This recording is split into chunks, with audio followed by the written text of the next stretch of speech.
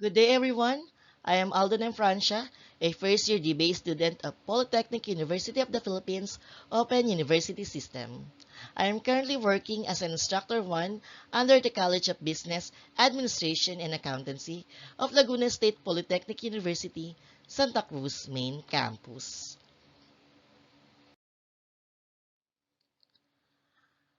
Polytechnic University of the Philippines Open University System is situated in the Philippines, particularly at PUP Santa Mesa, Manila.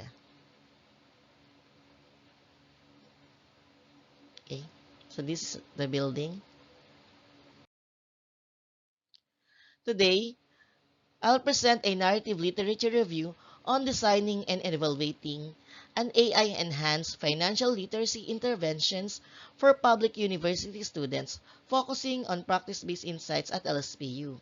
A narrative literature review offers a thorough synopsis of literature on a particular subject.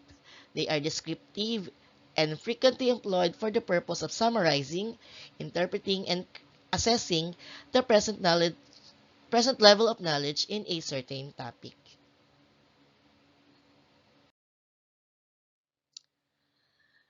This work is grounded in literature. Silva 2024 and Munar 2024 highlights that students struggle with saving and budgeting. NEFET 2022 shows that traditional lecture-based programs often fail to produce behavioral change. Meanwhile, Wang 2024 and Grantalaya 2025 demonstrate that AI tools such as chatbots and gamified apps can personalize learning. Because this is a narrative literature review, our objectives are to consolidate what prior studies reveal, assess baseline knowledge and behavior as reported in the literature, design a conceptual AI-supported module, examine documented changes in knowledge, attitudes, and behavior, and explore perceptions of AI in financial learning.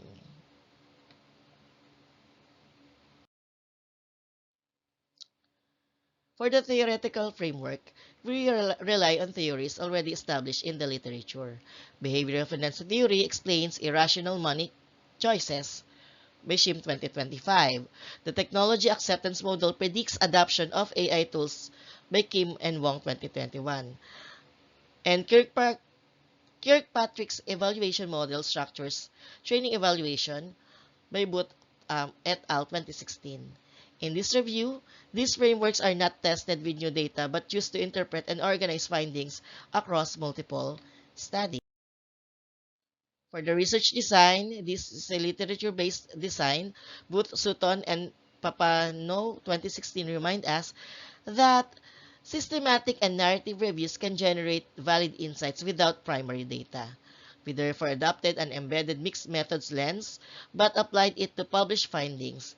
Quantitative results from NEFET 2022 and Letorno 2025, and qualitative insights from SHIM 2025, Byte Plus 2025, and PIDS 2025. This synthesis allowed us to build a conceptual intervention model.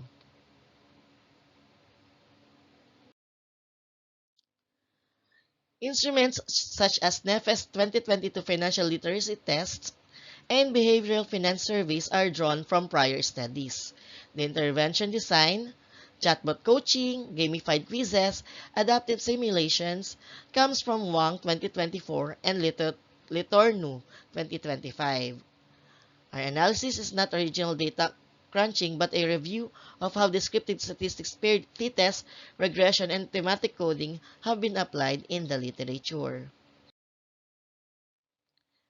For the results and discussion, Silva 2024 and Munar 2024 report that students are moderately financially literate with persistent gaps in saving and budgeting. INJAY 2025 shows demographic variables influence baseline scores. In this narrative review, we consolidate these findings to establish the baseline context for our conceptual intervention.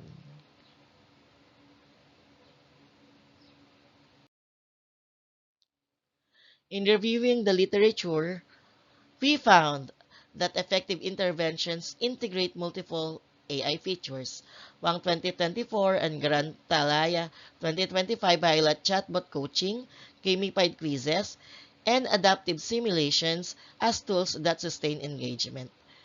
These features provide personalization and real-time feedback, which are critical for keeping students motivated. Our conceptual design draws directly from these studies, aligning with global best practices in technology-enhanced learning. Across the literature, knowledge outcomes consistently improve after AI-based interventions. NEFE 2023 reports measurable gains in financial literacy scores, while Liternu 2025 shows that intelligent tutoring systems reduce cognitive overload and improve retention.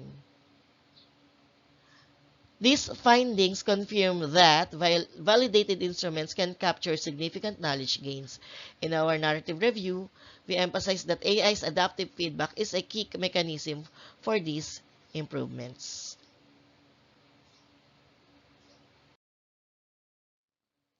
Behavioral changes are also evident in prior studies. SHIM 2025 explains that AI nudges help counter procrastination and impulsive spending. Two common student challenges. FinTech News Philippines 2025 describes how apps like GCash and Maya act as digital advisors, guiding users toward better saving and budgeting discipline. By consolidating these findings, our review shows that AI interventions influence not only what students know, but also how they act in real situations. Students' attitude towards AI tools are overwhelmingly positive in the literature. BytePlus 2025 and PIDS 2025 reports that learners find chatbots and digital services useful, accessible, and engaging. Importantly, chatbots provide advice in non-judgmental way, which increases confidence.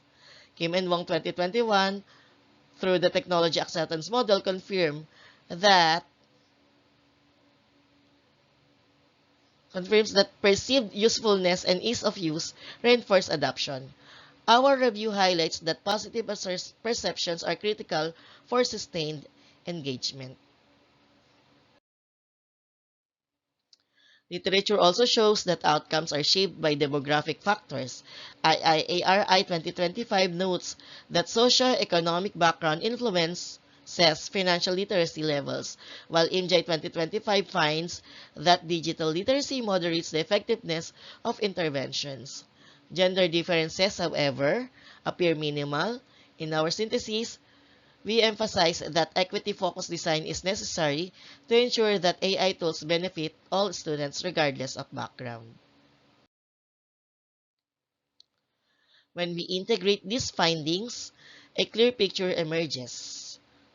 Quantitative studies report measurable improvements in knowledge and behavior, while qualitative insights explain these changes through peer influence, confidence, and reduced biases. Booth et al. 2016 remind us that mixed methods approaches strengthen validity, and our narrative review applies this principle by combining diverse evidence. Together, the literature supports a holistic understanding of how AI can enhance financial literacy education. Philippine studies affirm structured interventions enhance literacy. Silva 2024 and Monar 2024. Southeast Asia evidence from ADB 2020 and KPMG 2021 shows scalability of AI tools. Meloria 2024 found AI integrated instruction improves academic performance. Again, these are not our own data, but part of the narrative synthesis that situates our model globally.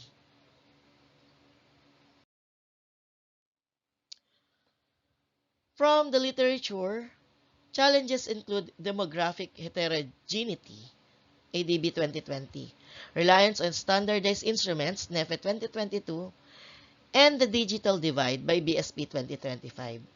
These are recurring themes across studies, and we highlight them as considerations for future empirical work.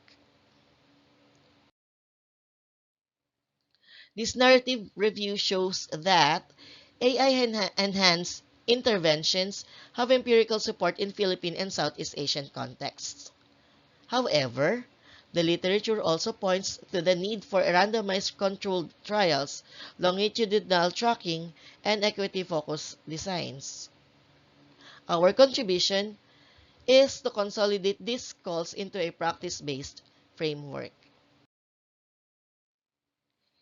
In conclusion, this is a narrative literature review that synthesizes evidences rather than reporting new data.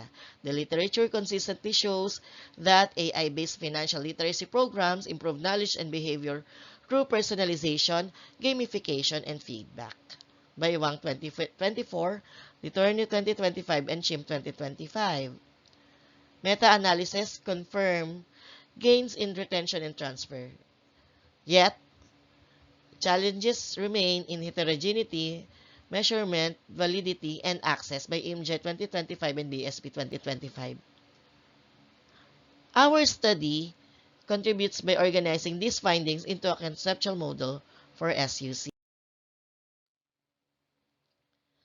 Based on these findings, we recommend that state universities and colleges integrate AI-supported financial literacy modules directly into their curricula, aligned with BSP's inclusive finance agenda and DepEd's financial education policy. To make this equitable, we need to bridge the digital divide by providing devices, connectivity, and support for students from diverse backgrounds. Rigorous evaluation through randomized trials and longitudinal studies using validated tools will help us measure sustained impact, while equity-focused design ensures no one is left behind. Continuous process evaluations will refine the modules, and sharing results through journals and conferences will strengthen both scholarship and policy.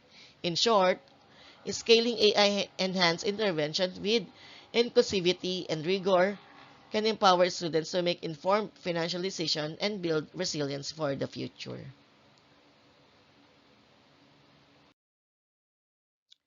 Academically, this review contributes to behavioral finance and technology-enhanced learning literature. Institutionally, it offers a scalable model for SUCs. Socially, it empowers students to make informed financial decisions. Policy-wise, it aligns with BSP's inclusive finance agenda and DepEd's financial education policy. Dissemination includes journal publication and conference presentation. All of these impacts are conceptual, grounded in the literature. These are the key sources that inform this narrative literature review, spanning Philippine, Southeast Asian, and global context.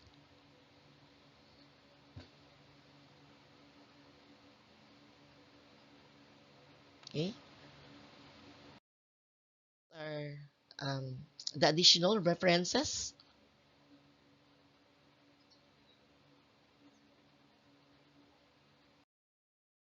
and some more references.